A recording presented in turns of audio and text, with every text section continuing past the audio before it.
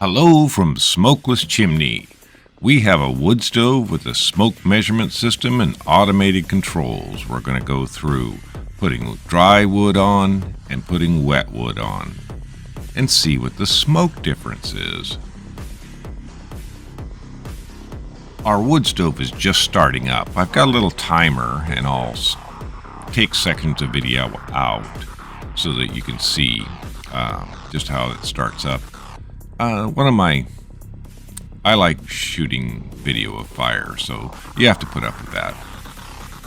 I put up the chart for the temperatures, and I'll go through the fuel here. We put very dry fuel on at the beginning, basically pellets, a wax starter, and a partial Presto log, about 800 grams.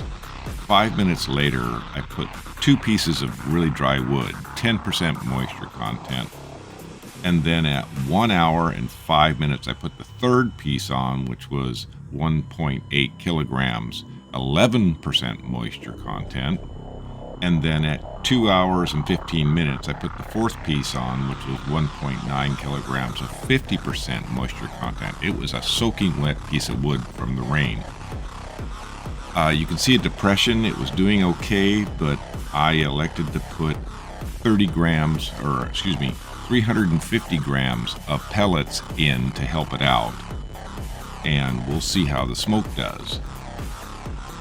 Looking at the opacity alone, the first half hour, we're just in startup mode. It took a while for this fuel package to get going. So all of that goes up to 70%. That's all startup. It just took a bad turn and started going up really high. Right after 1/2 hour, we've got good burning, and it's coming down below 20%. Then I put another stick of fuel on, and then we get a little bit more opacity, and then it drops down below 10%, and then at just a little after 2 hours, when I put the wet fuel on, we get the system noticing that there's smoke and then it trying to correct for it, and it does deal with it. However, you get another blip there of smoke after the wet fuel gets involved. This chart is opacity combined with color shift, and color shift is a strange thing. What the system does is look at the base color of the light when there's no smoke, and the color of the light when it goes through smoke. And there's a difference between, and it usually shifts to the red, and I have it so that it displays well over the opacity, and it gives you more information than simply opacity alone. It shifts the color approximately 100 nanometers or so, and whenever we have a spike in opacity, we tend to have an even larger spike in color shift. Therefore, it's very useful in determining the fine particle emissions, because it's the Tyndall effect that scatters the blue light, shifting the color of the light to the red. And in some ways, we can quantify the number and quantity of small particles. When I say small particles, I'm saying smaller than the wavelength of light, which we're going to say is around 600 This chart nanometers. Is the individual sensor channels. We have blue, green, and red, and we've added infrared.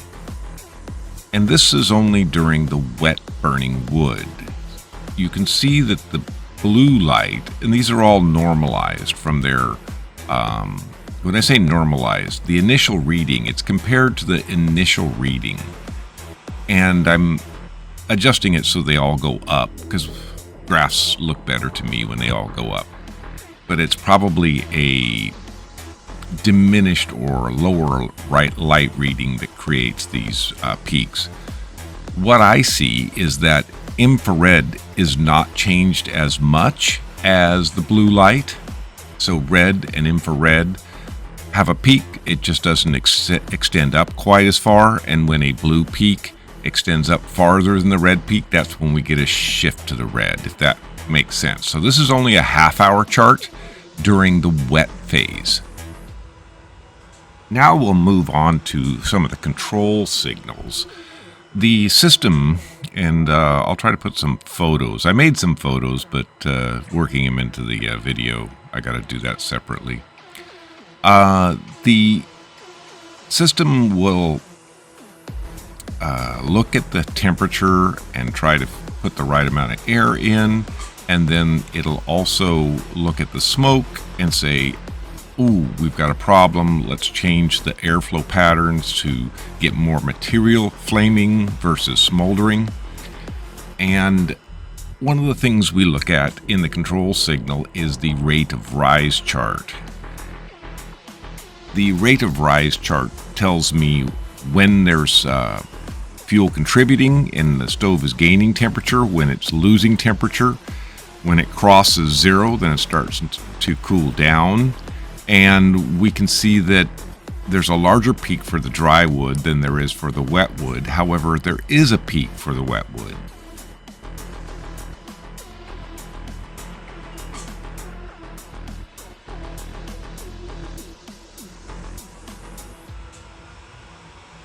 The final chart for today is a half-hour chart during the wet fuel insertion.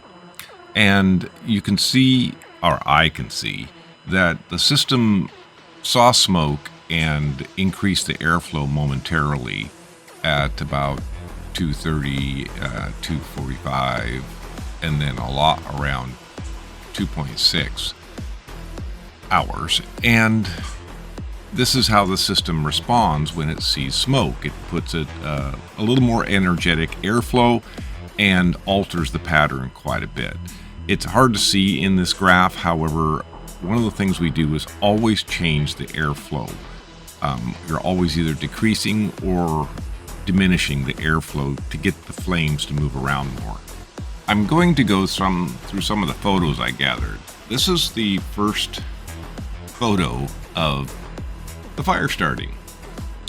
And then I go on to, this is the control box that indicating 8% opacity with a color of 632. Then I go to, this is the smoke sensor when the chimney is smoking. This is the smoke sensor when there's no smoke coming out of the chimney. We use timers. This is a Dwyer Mark II, an excellent pressure gauge, great for doing testing with wood stoves. Another shot of the controls panel. This is the control panel when there's smoke coming out. So anything more than 20% opacity, I invert the display. That's the current setup. This is the data acquisition system. And this is the smoke sensor, temperature sensor, and opacity monitor and control system.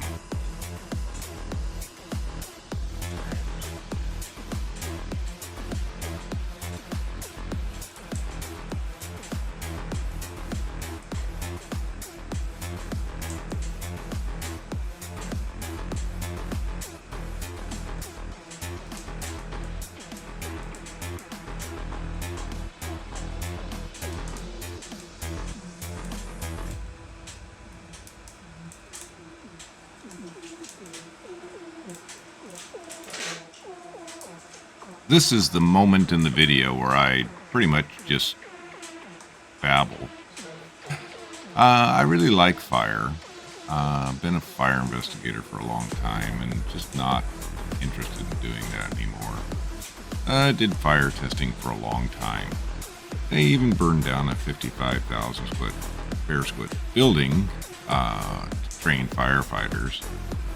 But I don't know, I'm just tired of arguing with people. So, got 3 patents and a grant from the government to reduce smoke from wood stove chimneys. So, That is what I'm working on, is measuring smoke so that we can reduce the smoke from wood stoves. And I think I'm one of the best people out there for measuring smoke because I've done it in laboratories many, many times. I've made some of the best smoke measurement systems out there for certain laboratories, and I thought, well, I could make something that an everyday consumer could use, or a wood stove installer or a wood chimney sweep could use to help tune a wood stove so that it runs as best that it possibly can.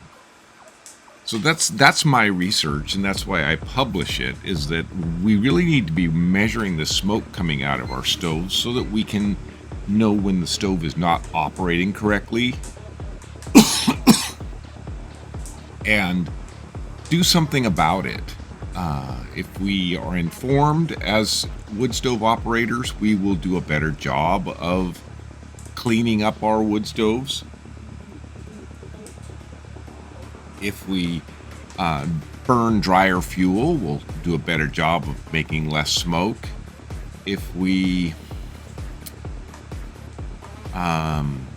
control the airflow in our wood stoves, we will not bake our family out of the living room so that it's so hot. Although I do that so that my wife will open the window and I get some fresh air. Win-win. I think looking at a fire soothes the brain. There's something magical about looking at the chemical reaction, the exothermic chemical reaction of a fire, and just thinking. It helps me think.